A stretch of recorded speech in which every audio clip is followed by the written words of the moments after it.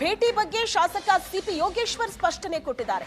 ಸಹಕಾರ ಇಲಾಖೆ ಕೆಲಸಕ್ಕಾಗಿ ಸಿದ್ದರಾಮಯ್ಯ ಭೇಟಿಯಾದೆ, ನೀರಾವರಿ ಇಲಾಖೆ ಕೆಲಸಕ್ಕಾಗಿ ಶಿವಕುಮಾರ್ರನ್ನ ಭೇಟಿಯಾದೆ.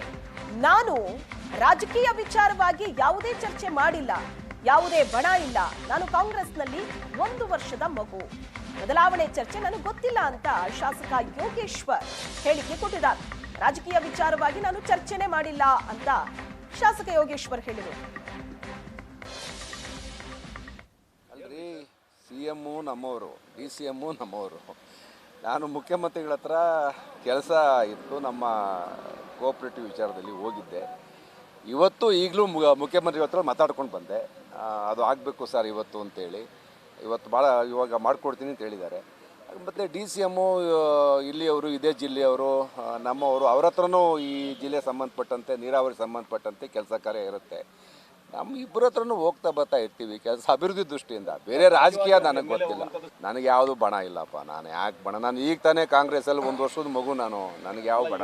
ನಮ್ಮದು ಅಭಿಪ್ರಾಯ ಇಲ್ಲಿ ಏನಿಲ್ಲ. ಏನು ಪಕ್ಷದ ವರಿಷ್ಠರು ಕರೆದು ಅಭಿಪ್ರಾಯ ಕೇಳಿದಾಗ ಹೇಳ್ಬೋದು ಅಷ್ಟೇ.